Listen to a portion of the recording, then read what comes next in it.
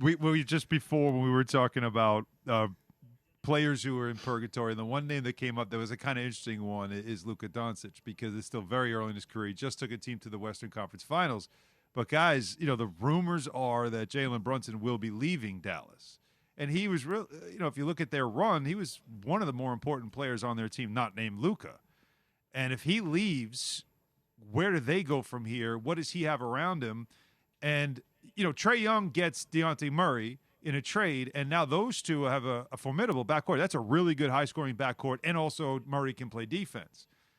What does Luka have? What is the best fit for him? They moved on from Kristaps Porzingis. There's no other all-star level player on that roster.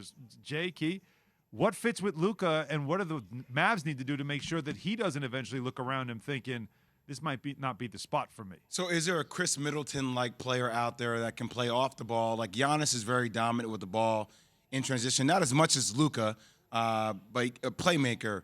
So is there that type of player out there? I mean, I think Tim Hardaway Jr. potentially can be that player if he could be healthy. He's on their roster, didn't play. I'm also going to throw this name out there, and once again, I'm thinking about people that can grow within the organization unless you can land another star. But, I like a guy like Buddy Hield. Now, you hear the Lakers are in talks with him.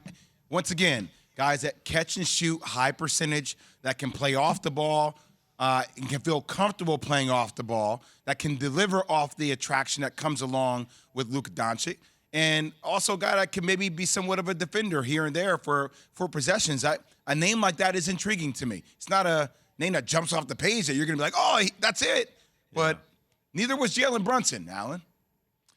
Yeah, when you start to look, one of the problems is there aren't any star players that are readily available to pair with Luka. But when you have guys like Tim Hardaway Jr. already on your roster, you sort of kind of need to see what that is and develop that. If you think about Chris Middleton, when he came over to Milwaukee, he was just a guy who was basically getting a tryout. Yeah. But eventually, so he was there, even though he wasn't drafted by them, he never played. So he got an opportunity when he was traded there to grow into who he is now, which is an all-star player. I think you can get that out of Hardaway Jr. if you're willing to be patient and see where it's at, because there's really nobody out there, Jay. Key, I will say this real quick too, Han.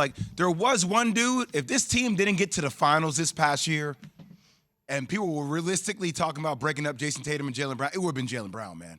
Ooh. Jalen Brown on the Dallas Mavericks. I know there were people around Dallas waiting to see if that situation was going to be a fallout between those two, because the way he defends, the way he can catch and shoot, the way he can do things off the dribble, I feel like him and Luka would have been an interesting pairing as a backcourt. Yeah, and it's very similar to him playing with Tatum, to be honest with you, because Tatum dominates the basketball so much, and that would be. Yeah, it's got to be where you find someone. Tim Hardaway Jr. is kind of older at this point. I don't know if that's somebody you develop. He's developed. I mean, he's where he is right now. But, Luka's still young, but the West is getting better again. And if you're Dallas, you don't want to make this run to a conference finals the only time Luka's had a run. He's going to be the lead candidate for MVP for next season. Caesars Sportsbook already has him as the highest odds to win MVP. That goes away quickly, though, if you're suddenly not the same team you were and if you're missing some pieces.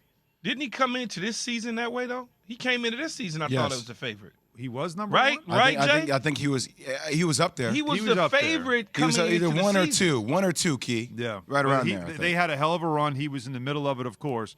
But you start to reach that point of, is there enough around him to win a championship? Is there enough around him to maximize what he is, which is one of the top players certainly in the league and a superstar.